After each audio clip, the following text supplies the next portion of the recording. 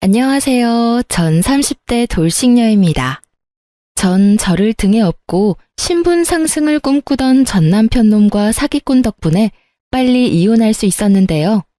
지금 생각해도 기가 막힌 이야기를 여러분과 나눠보고자 이렇게 사연을 보내게 되었습니다. 저와 남편은 같은 회사 동료였어요. 남편은 회사 내에서도 유명한 사람이었어요. 외모면 외모, 키, 성격, 업무 능력까지 두루 갖춘 남자였죠.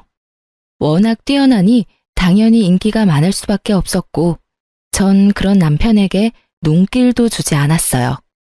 전 남편에 비해 보잘것없는 외모였기에 오르지 못할 나무를 볼 필요는 없다고 생각했어요. 하지만 남편은 자신에게 관심이 없는 제가 더 눈에 들어왔다며 저의 근처에서 서성이기 시작했어요. 처음엔 왜 저러나 싶었죠. 주변에 남편 좋다는 여자가 한둘이 아닐 텐데 하필 저에게 관심을 보이니까요. 전 적당히 무시하며 지냈고 남편은 생각보다 끈질겼습니다. 제게 관심을 보이는 기간이 길어지자 다른 여자 동료들도 저에게 관심을 보이고 저에겐 수군거림이 따라다녔죠. 저 여자야, 저 여자. 민수 씨가 저 여자 좋아한대.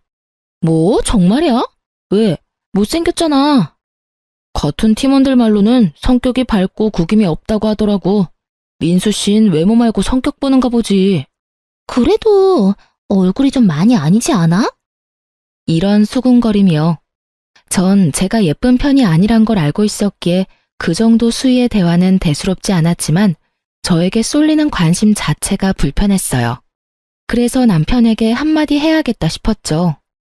저기 민수 씨, 요즘 저한테 왜 그러세요? 왜 자꾸 제 주변을 서성이시냐고요. 민수 씨가 계속 그러시니까 사람들이 자꾸 수군거리잖아요. 저 불편해요. 그 생각까진 못했는데 죄송해요. 그런데 수군거리는 게 문제면 그냥 저랑 만나주시면 되잖아요. 그러면 다들 축하해 줄 텐데요. 네? 저랑 사귀자고요. 저 은혜 씨 좋아합니다. 진지하게 만나보고 싶어요. 왜 하필 저예요? 제가 딱히 민수 씨한테 관심을 보인 것도 아닌데요. 민수 씨 인기 많잖아요. 주변에 민수 씨 좋아하는 여자가 한둘이 아닌데 저한테 이러시는 게 사실 이해가 되지 않네요. 그런 점이 좋았습니다. 사실 말씀하시다시피 제 주변에 여자 많죠. 많은데 단 한 번도 눈길이 간 적이 없었습니다. 그런데 은혜 씨는 달랐어요.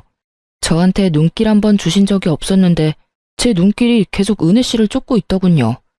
제 마음이 이렇습니다. 생각보다 은혜 씨를 많이 좋아하고 있어요. 그러니 제 마음 좀 받아주시면 안 될까요? 참 웃긴 일이었어요. 전 사실 잘생긴 사람보다 저와 유머 코드가 맞는 남자를 좋아했거든요. 그런데 남편이 고백하는 순간 얼굴에 후광이 비치더니 저도 모르게 좋아요라고 대답해버린 거 있죠? 이렇게 남편과 전 연인 사이가 되었어요. 하여튼 저와 남편은 1년 넘게 연애를 하다 2년이 가까워지던 때 결혼을 했어요. 소위 인물값 한다고들 하던데 남편은 전혀 그렇지 않았어요. 잘난 척은커녕 겸손히 몸에 밴 사람처럼 참 따뜻하고 다정했죠. 그런 남편을 보며 결혼 결심까지 하게 되었던 것이고요. 꽤 부유했던 친정과는 달리 시댁은 넉넉한 살림은 아니었어요.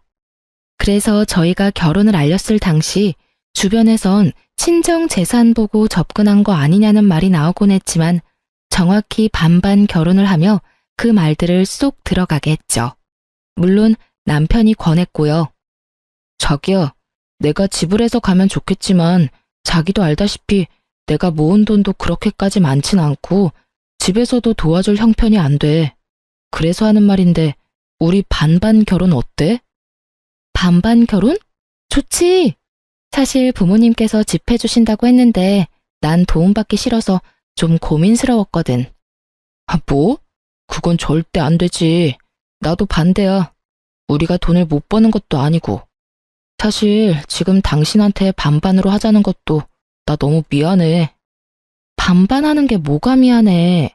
그럼 우리 양쪽 집 도움 받지 말고 우리 힘으로 해결하자. 이해해줘서 고마워. 이렇게 저희는 돈을 합쳐 집을 마련하고 혼수도 마련했어요. 물론 대출도 조금 받았어요. 워낙 적은 금액이라 대출은 금방 갚을 수 있었죠. 결혼 생활은 행복했어요. 남편은 집안일도 나서서 함께했고 전혀 싸울 일이 없었어요. 다만 문제가 있다면 정확히는 어머님이 문제였어요. 저흰 공동생활비를 제외하고 각자 돈 관리를 했기에 양가 부모님의 용돈은 각자 알아서 주기로 합의를 봤어요. 하지만 어머님은 남편이 드리는 용돈이 만족스럽지 않으신지 저에게 연락을 하셔 돈을 요구하는 일이 생겨났습니다. 돈만 요구하면 다행이었죠.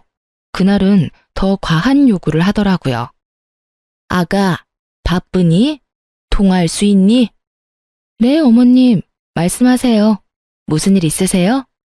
다름이 아니라 입을 옷이 하나도 없어서 주말에 백화점 가려고 그러는데 네 카드 좀 다오. 네? 제 카드요? 그래, 네 카드. 네 카드로 옷 좀 사야겠다. 왜? 싫으냐? 싫다기보단 그이도 그렇고 저도 그렇고 용돈 드렸잖아요. 적은 돈이 아닌데 용돈은 어쩌시고 또 카드를 달라고 하시니 제가 좀 당황스러워서요. 누가 들으면 몇백만 원은 준 줄 알겠다. 고작 100만 원 가지고 누구 코에 붙이라고? 어머님, 고작이라뇨. 저희도 100만 원으로 충분히 생활해요. 더구나 어머님은 혼자신데 그게 부족하시다뇨. 혼자면 생활비 적게 쓴다는 법이라도 있니? 그리고 내가 이런 말까진 안 하려고 했는데 말이 나왔으니까 하마. 네가 그 완벽한 내 아들이랑 살 수 있는 게 다 누구 덕분인 것 같니? 다 내가 잘 낳고 잘 키운 덕분 아니겠니? 그런 나한테 현금 다발을 가져다 바쳐도 모자랄 판국에 그깟 카드 한 장 주는 게 그렇게 아깝니? 너도 참 뻔뻔하다 얘. 진짜 뻔뻔한 게 누군데 그런 말을 하는지. 그리고 돈 100만 원이 작나요? 참 진짜 기가 막히더라고요. 전 어머님의 황당한 요구에 할 말을 잃었고 때마침 옆에서 듣고 있던 남편이 제 휴대전화를 빼앗아 갔어요. 미간을 잔뜩 구긴 것이 화가 제대로 난 듯 했어요. 엄마, 이게 뭐 하는 짓이야? 이 사람한테 카드 맡겨놨어? 왜 이 사람한테 카드를 달래? 그리고 은혜한테도 용돈 받고 있었어? 아니, 그게 아니라 아들. 나는 괜찮다고 하는데 은혜가 챙겨줘서 하는 수 없이 받았어. 나 정말 괜찮다고 했어. 결혼 첫 달부터 전화로 용돈 내놓으라고 그 난리를 부리신 건 기억도 안 나시는지. 참 태연스럽게도 거짓말을 하시더라고요. 남편은 그런 어머님의 말씀을 무시하고 단호하게 말했어요. 엄마, 앞으로 은혜한테 용돈 타령하지 마. 만약에 은혜가 주더라도 다시 돌려주라고. 당연히 이번 주말에 카드도 없으니까 그런 줄 알고 끊어. 그리고 다신 은혜한테 이런 일로 전화하지 마. 한 번만 더 이런 일 있으면 명절에도 집에 가는 일은 없을 테니 그런 줄 알아. 그러고선 전화를 딱 끊는데 어머님께는 죄송하지만 참 든든하더라고요.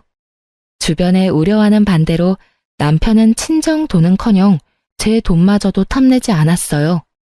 그 후론 어머님의 돈 요구는 사라졌지만 틈만 나면 전화하셔서 시댁으로 부르시기 시작했습니다. 평일엔 일을 해야 하니 변명거리라도 있었지만 주말엔 꼼짝없이 가야만 했어요. 그것도 2번 갔을까요? 제가 너무 피곤해하자 남편이 중간에 나서서 앞으로는 주말에도 부르지 말라고 못 박아준 덕분에 시댁 방문도 하지 않게 되었죠. 정말 든든하더라고요.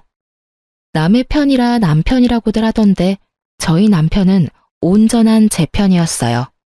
전 그런 남편을 믿고 의지했죠. 그렇게 전 남편과 행복할 거라 생각했어요. 우리 부부의 앞날은 밝을 거라 믿어 의심치 않았습니다. 하지만 예기치 못한 일은 갑자기 일어났고 남편의 추악한 민낯이 드러났어요. 그 사건의 시작은 친정아빠가 사기를 당하면서 시작되었습니다. 아빠는 사업 확장을 위해 새로운 사업에 무리해서 투자를 진행했고 그 큰 돈을 그만 다 허공에 날리고야 말았습니다. 네, 사기를 당하신 거였어요. 사기꾼은 투자금을 가지고 잠적을 해버렸고 아빠 회사는 크게 휘청하며 부도 위기까지 가게 되었습니다. 그 큰 돈이 투자금으로 확정될 때까지 몇 번의 확인 절차가 있었는데도 불구하고 일이 안 되려고 하니 어떻게 해도 막을 수가 없더군요. 친정의 가세는 무섭게 기울기 시작했고 남편도 자연스럽게 알게 되었죠. 그 후 남편은 저를 대하는 태도가 확 바뀌더군요. 어쩜 사람이 그렇게 변할 수 있는지. 제가 알던 다정하고 오로지 제 편이던 남편은 온데간데 없이 사라지고 멋씹은 표정으로 폭언만을 일삼는 쓰레기가 되어 있었습니다. 야, 될 수 있으면 아침엔 겸상 좀 안 하면 안 되냐? 어? 자기야, 그게 무슨 말이야? 네 얼굴이 너무 못생겨서 아침 먹다가 토할 것 같아서 그래. 그리고 그 자기 소리도 좀 그만해. 자기는 무슨... 내가 뭐 실수한 거라도 있어? 갑자기 왜 그래? 혹시나 내가 실수한 게 있다고 하더라도 지금 말은 너무 심하잖아. 심한 건 네 얼굴이랑 몸매고 얼굴은 뭐 어떻게든 가리면 된다고 쳐도 그 몸은 진짜 심하다고 생각 안 해? 넌 어떻게 그 몸으로 삼시세끼를 다 챙겨 먹을 수 있냐? 뭐? 진짜 말 다 했어? 아니, 아직 할 말 무진장 많은데 아침부터 네 얼굴 너무 많이 봤더니 속이 너무 안 좋네. 나머지 할 말은 카톡으로 할 테니 확인해봐. 남편은 헛구역질을 하며 자리를 떠났고 전 갑작스럽게 변한 남편의 모습에 한참을 멍하니 있었어요.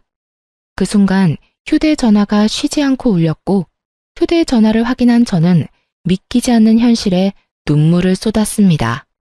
휴대전화엔 남편이 보낸 카톡이 쉬지 않고 오고 있었는데 그 내용의 대부분은 제 외모를 비하하는 내용들이었어요. 그걸 보고 있는데 정말 내가 알던 제 남편이 맞나 싶더라고요. 저요, 사연 처음에 말씀드렸다시피 제가 예쁘지 않은 건 누구보다 잘 알고 있어요. 하지만 남편이 말하는 것처럼 그렇게 보지 못할 정도는 아니라고 생각하고 살았습니다. 객관적으로 평가해도 그렇고요.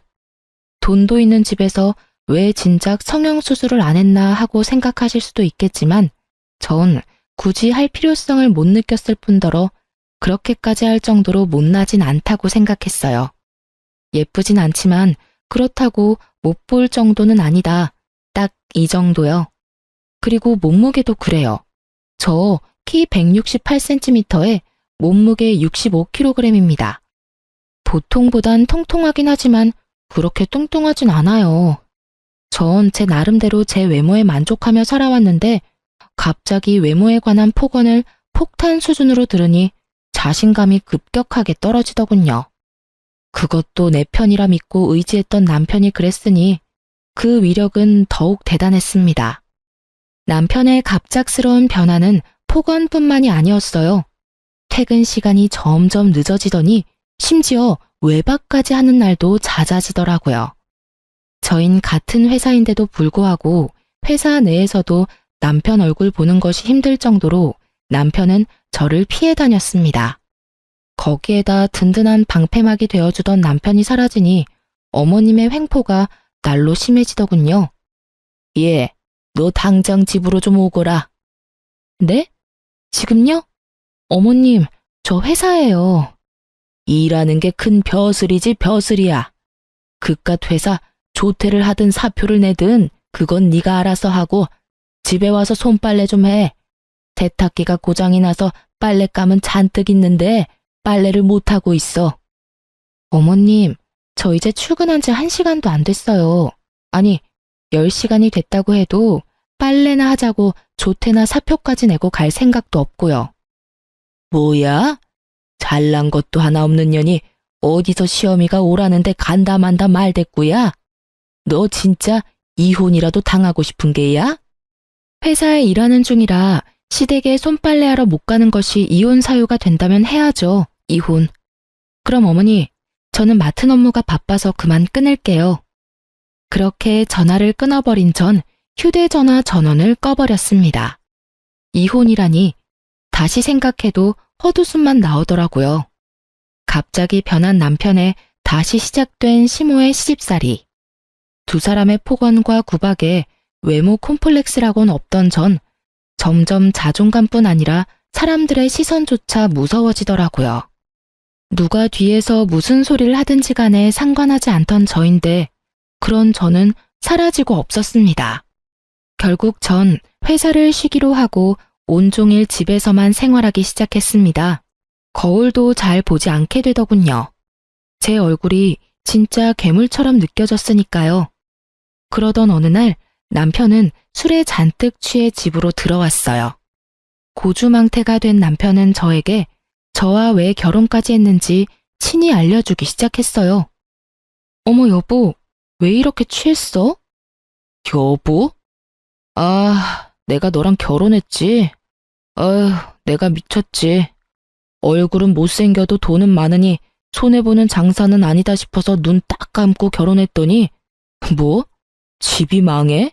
사기를 당했다고? 사기는 나도 당했다 이거야.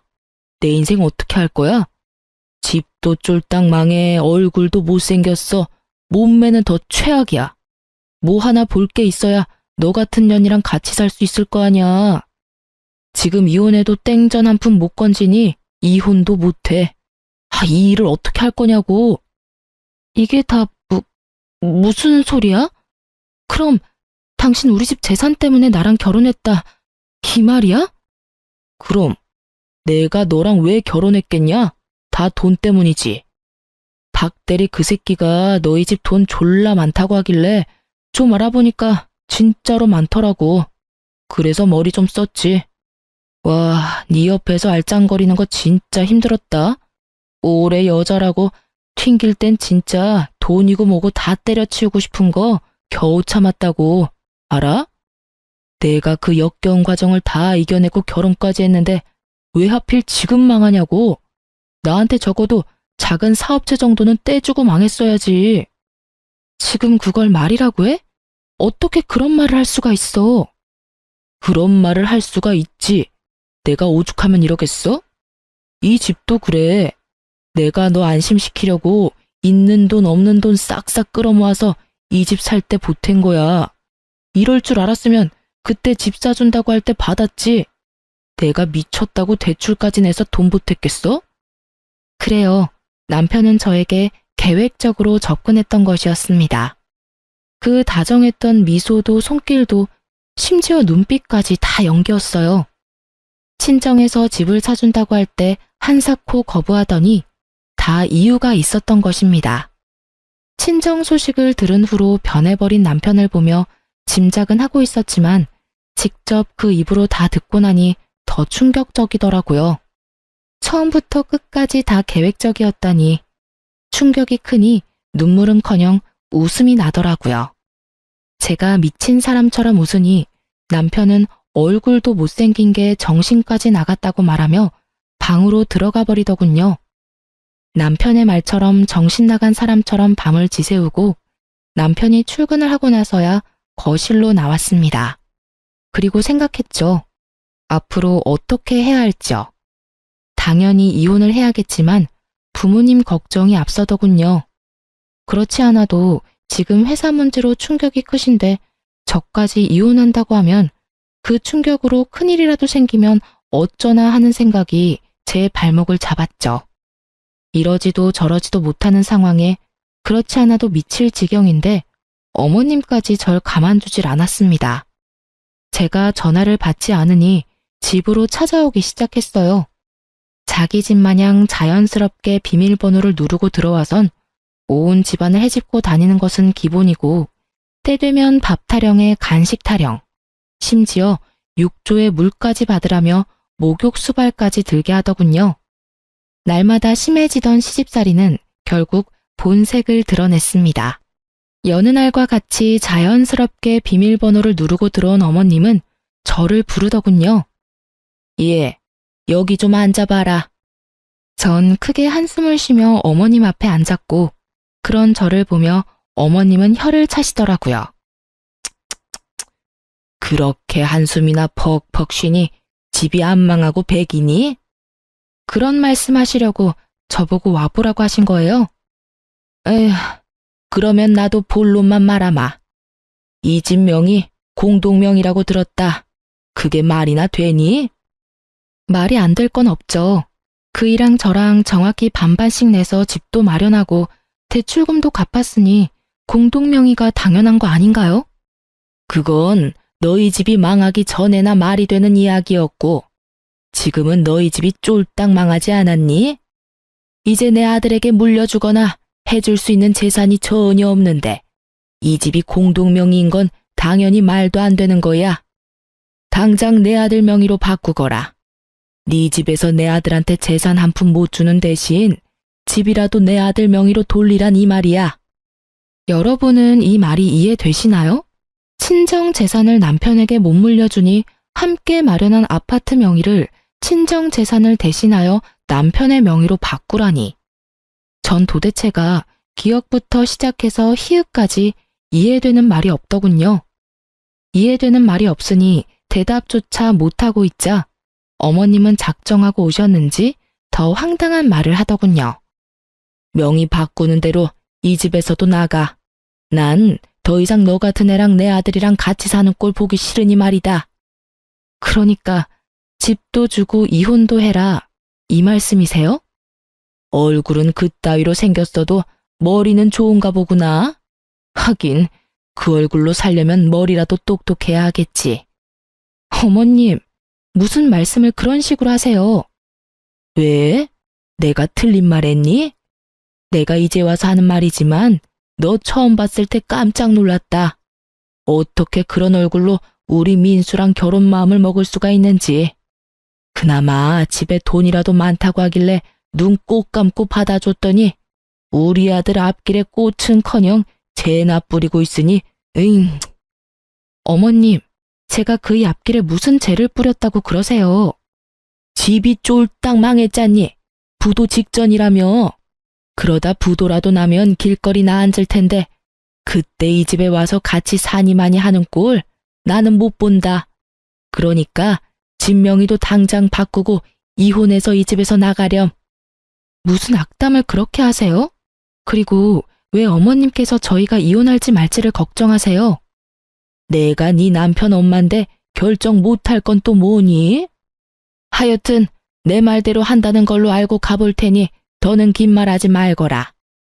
끝까지 제 속을 다 헤집어 놓은 시모는 제가 무어라 답하기도 전에 집을 나가버리셨습니다. 무슨 이런 경우가 다 있나 싶더라고요. 저에게 한 폭언 증거만 다 모아도 위자료는 제가 받아야 할 판국인데 맨몸으로 집을 나가라뇨. 어머님의 말씀을 곱씹고 또 곱씹고 있는데 진동 소리가 들려왔어요. 전 휴대전화를 확인했고 제 휴대전화엔 아무것도 온 것이 없었습니다. 하지만 그 순간에도 진동 소리가 짧은 간격으로 계속 울리더군요. 전 진동 소리를 따라 몸을 움직였고 그곳엔 어머님의 휴대전화가 울리고 있었습니다. 화면에는 메시지가 오고 있더군요. 상대는 다름 아닌 남편이었고 보이는 내용만 봤을 뿐인데 가관이더라고요. 그러니까 엄마, 더 가혹하게 구박하란 말이야. 더럽게 치사해서라도 다 포기하고 나가도록. 단번에 알 수 있었죠. 어머님을 뒤에서 조종하는 이가 남편이라는 것을요. 전 이제 더는 받을 충격도 없다는 생각이 들었고 어머님의 휴대전화를 확인했어요. 무엇을 보게 되든 지금보다 더 충격적일 순 없다는 생각이 들었죠. 하지만 제 남편은 제 생각보다 더 심각하게 인간 이하였습니다. 문자 메시지함엔 온갖 치졸한 대화들이 많았는데 그중 가장 충격적인 것이 저희 집에 오시기 바로 직전 나눈 대화였어요. 거기엔 남편의 긴 장문의 문자가 있었는데 그 내용은 저에게 더 큰 충격을 주기에 모자람이 없었죠. 엄마, 사실은 내가 여자가 생겼어. 이 여자도 엄청난 부자인 것 같더라고. 친정도 잘 사는데 이 여자도 능력이 좋아. 망할 일도 없어 보이고 심지어 얼굴도 엄청 예쁘다고. 나도 이제 그 매주 같은 얼굴 말고 예쁜 여자랑 살고 싶어. 지금 만나는 여자는 나 유부남인 것도 몰라서 빨리 이혼하고 서류 정리해야 한단 말이야. 집도 있다고 해놔서 집 명의도 내 명의로 빨리 바꿔야 한다고. 남편의 장문 문자도 충분히 화가 나고도 남는데 문자를 쓰지 못하는 어머님의 이응, 단 한 글자뿐인 답장에 제 분노가 폭발해버렸습니다. 몸이 떨리는 건 물론 이까지 드르륵 갈리며 이 두 인간을 갈아 마셔도 화가 풀리지 않을 것만 같았습니다. 전 곧 휴대전화를 가지러 오실 어머님과 마주했다간 복수는 시작도 못하고 끝날 것만 같아 일단 집 밖으로 나와버렸습니다. 그리고 복수만 생각하며 걷고 또 걸었어요. 그렇게 걷다 전 어느 순간 정신을 잃고 쓰러졌고 눈을 떠보니 응급실이더군요. 환자분, 이제 정신이 드세요? 영양실조로 쓰러지셨어요. 휴대전화로 남편분한테 전화드렸는데 병원이라고 하니 그냥 끊어버리시더라고요.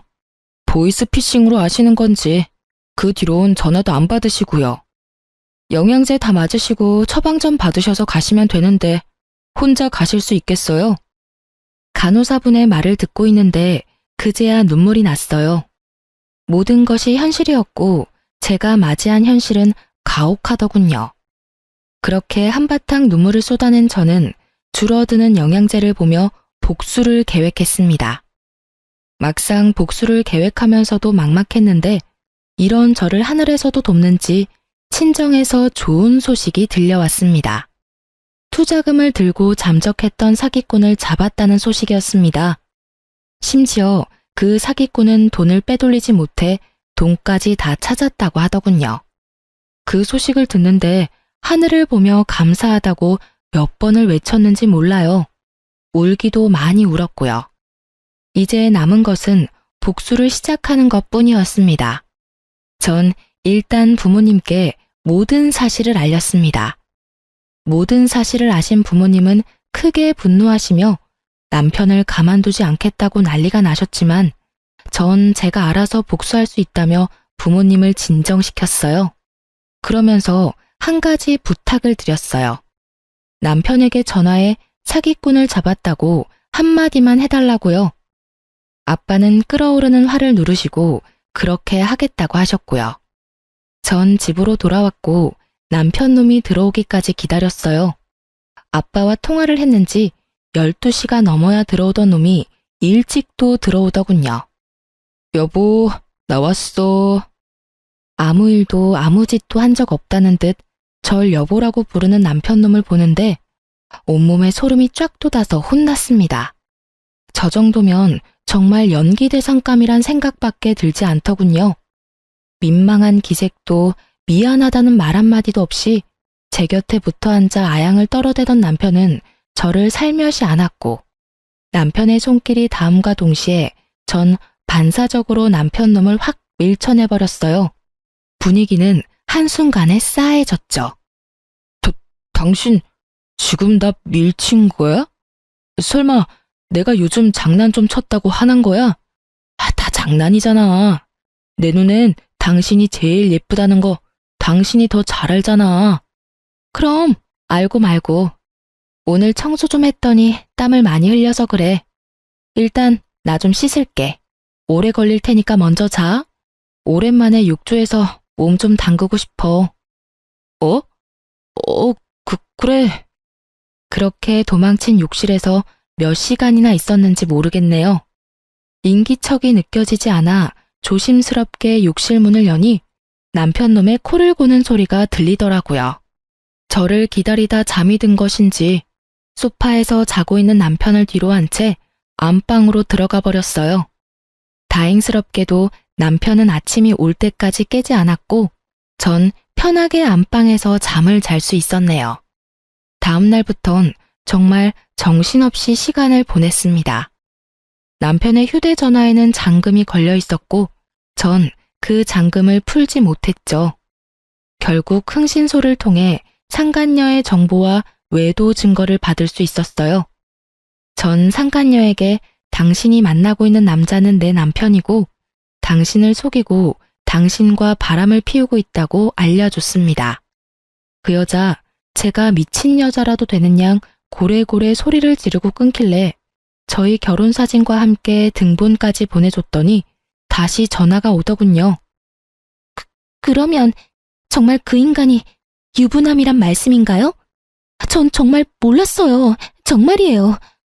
네, 알고 있어요. 모르고 만나신 거. 그쪽 탓하고 싶은 마음은 없어요. 그저 더 큰 피해를 당하기 전에 말씀드려야 할 것 같아서 연락드린 거예요. 정말 죄송하고 감사합니다. 덕분에 쓰레기를 걸을 수 있게 됐네요.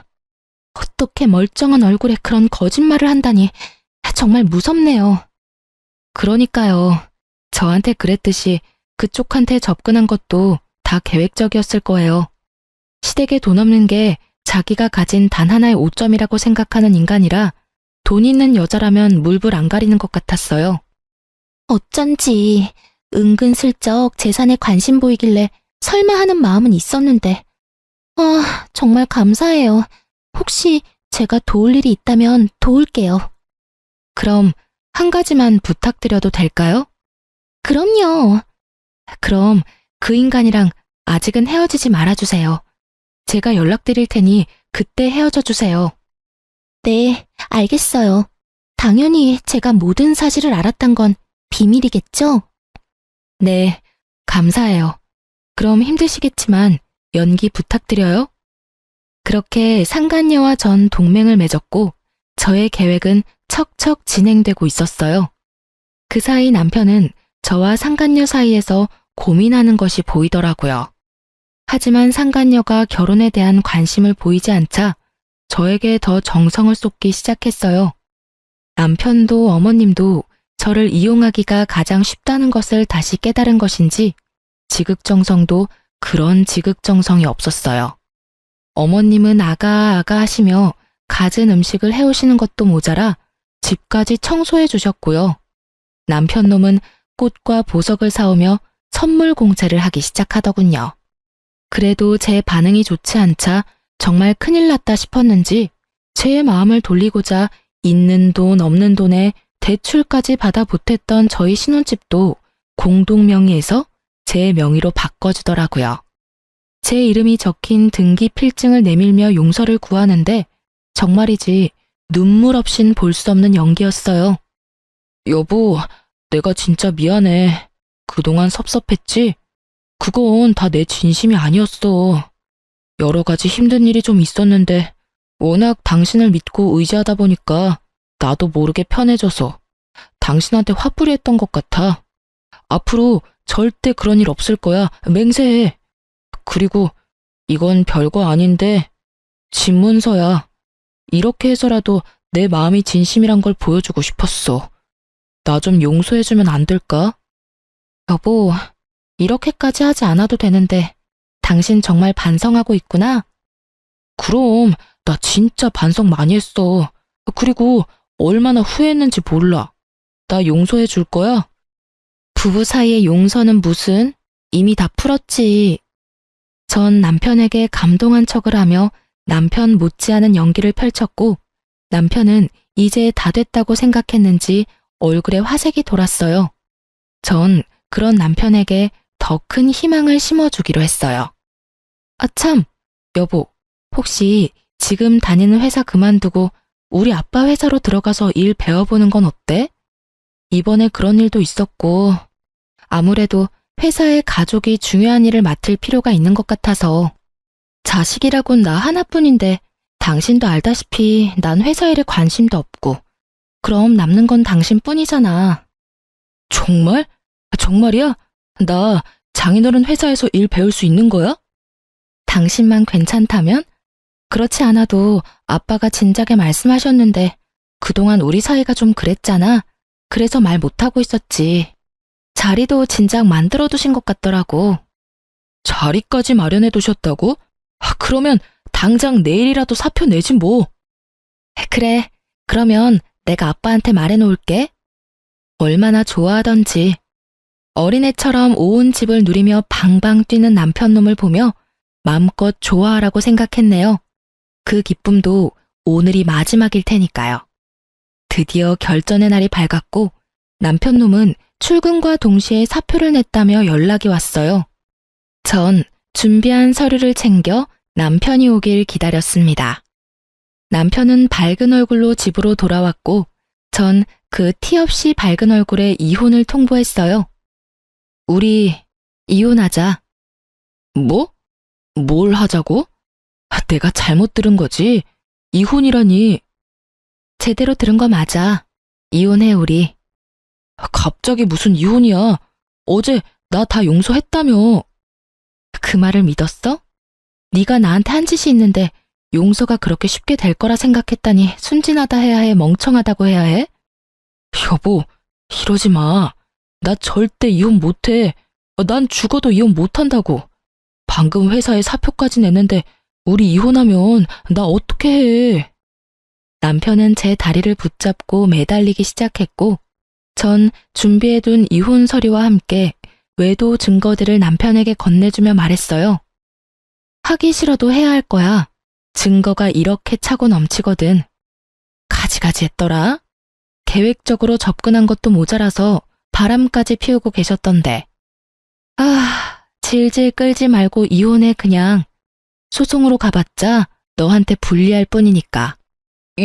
이걸 어떻게... 어떻게긴 당신이 좋아하는 그 돈으로 못할 일이 있겠어?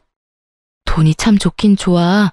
돈만 주면 이런 증거쯤은 몇 시간 만에 내 소나기에 턱턱 들어오니까 말이야. 다 오해야. 내 말 좀 들어봐. 그게 저 여자가 나 일방적으로 쫓아다녔어. 난 좋게 좋게 타이르느라 몇 번 만난 것뿐이고. 정말이야. 믿어줘. 참 비싼 밥 먹고 정성껏 개소리하고 있다. 넌 손잡고 포옹하면서 거절하니? 증거가 떡하니 있는데 끝까지 거짓말하는 꼴하고는. 그리고 일방적으로 쫓아다녀? 자기야 사랑해, 보고 싶다. 나 자기랑 결혼하고 싶어. 이거 전부 네가 보낸 건데? 이래도 여자 혼자 일방적인 거야? 내가 보기엔 네가 그 여자 쫓아다니는 걸로 보이는데? 끝까지 거짓말을 하던 남편은 제가 직접 증거를 나열해주자 그제야 입을 닫더군요. 할 말이 없었겠죠. 이렇게나 빼도 박도 못할 증거가 눈앞에 펼쳐지니 말이에요. 한참을 사진을 보던 남편은 사진을 갈기갈기 찍기 시작했어요.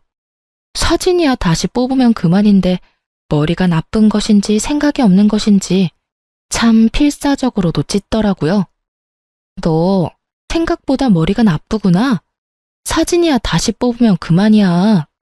남편은 잠시 멈칫하더니 다시 저에게 빌기 시작하더군요. 여보, 진짜 내가 잘못했어. 내가 미쳤나 봐. 내가 진짜 잘못했다니까. 당신 나 사랑하잖아. 당신 나 없이 살 수 있어?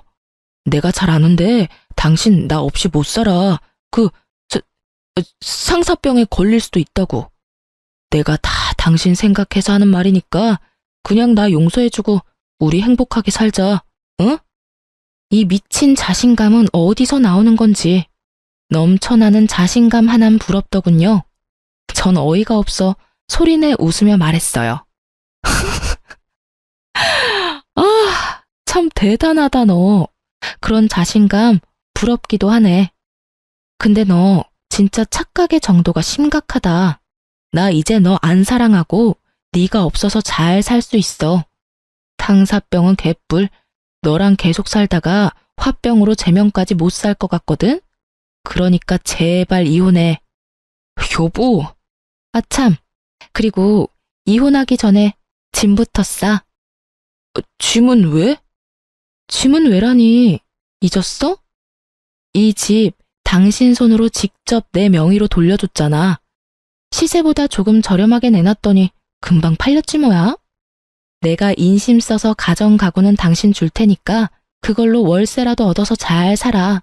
그러면 법원에서 보자. 전 그대로 집을 나와버렸습니다. 정말 운이 좋았어요. 복수를 계획하며 내놓은 집이 타이밍 좋게 딱 팔려주었으니까요. 남편에게 말한 대로 시세보다 조금 싸게 내놓긴 했지만 전혀 아깝지 않았어요. 오히려 이득이었죠. 반만 투자한 집이 온전한 제 것이 되어 돌아왔으니까요. 남편은 생각보다 더 쉽게 저와 이혼해 주었고 전 성공적으로 복수에 성공하게 되었습니다. 저와 쉽게 이혼해준 전 남편의 행보는 뻔했고 전 상간녀에게 연락해 지금이라는 말을 전했어요.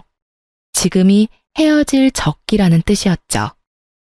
헤어질 날만 기다렸던 상간녀는 생각보다 더 잘해주었어요.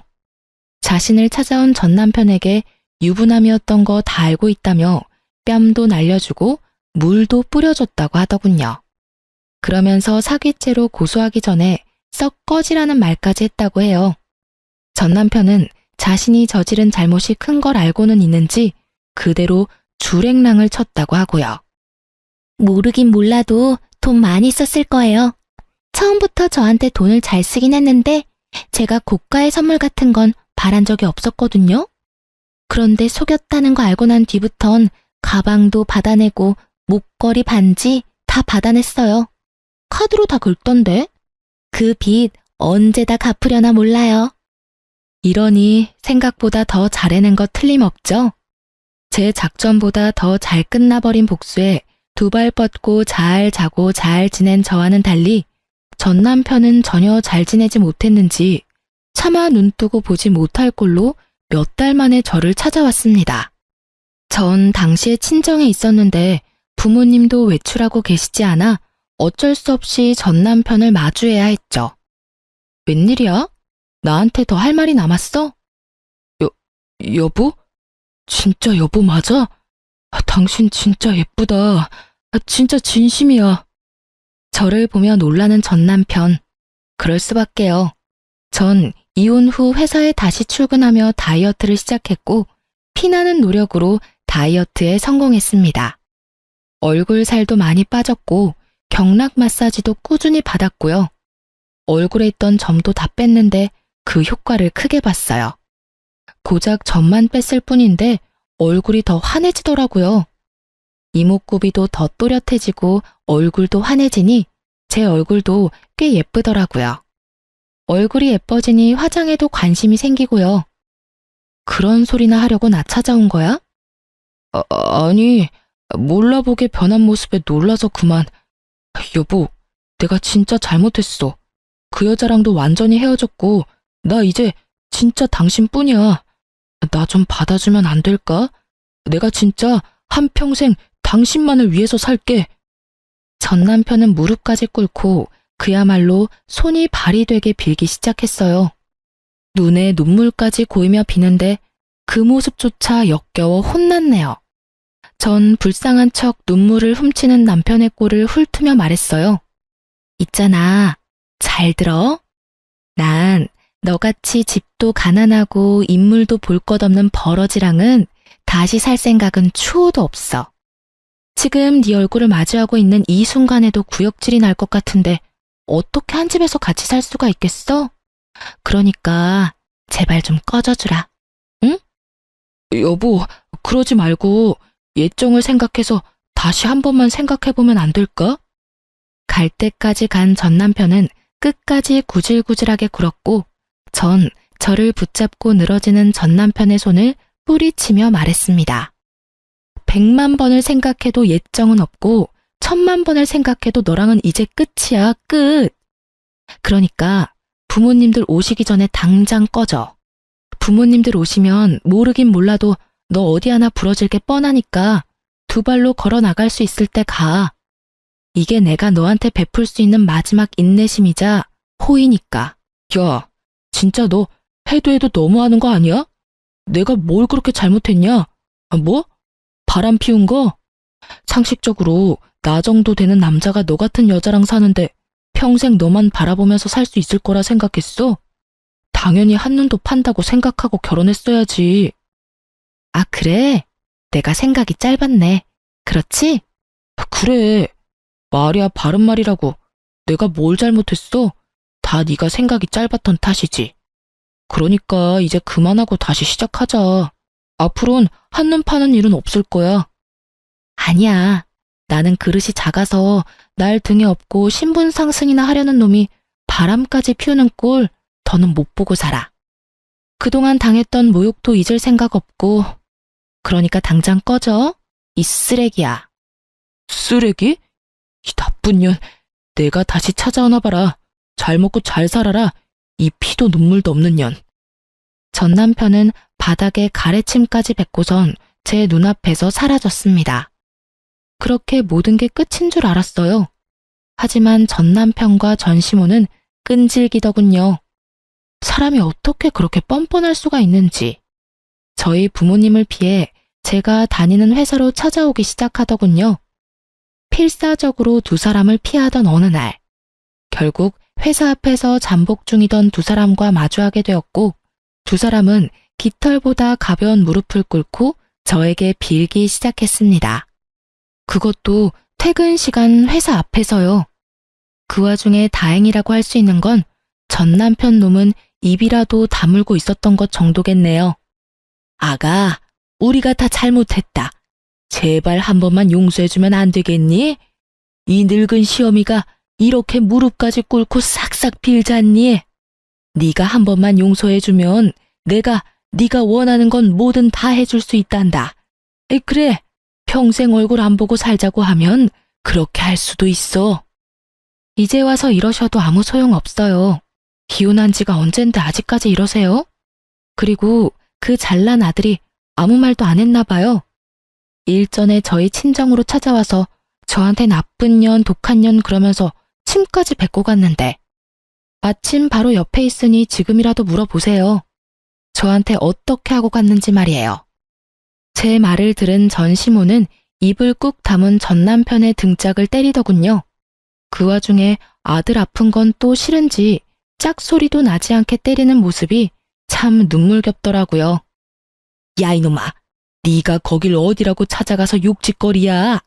잘못했다고 석고대죄를 올려도 모자랄 판국에 네가 정신이 있어 없어? 한참을 마사지하듯 전 남편의 등을 두드리던 전 시모는 제 눈치를 살피며 다시 싹싹 빌었습니다. 아가, 봤지? 내가 이렇게까지 했으니 이 녀석도 정신 차릴 것이야. 그러니까 네가 아량을 좀 베풀어주면 안 되겠니? 안 되겠는데요. 제가 왜요? 볼 거 하나 없는 집안에 꼬장꼬장한 시어머님, 거기에다 거지근성으로 가득 찬 이놈까지. 제가 미쳤다고 아량까지 베풀면서 인생 망치는 길을 또 가겠어요? 뭐야? 이 년이 진짜 오냐오냐 해줬더니 하늘 무서운 줄 모르고 짓거리는구나. 너 어디 맛 좀 봐라. 갑자기 돌변한 전 시모는 제가 피할 새도 없이 제 머리채를 잡아버리셨어요.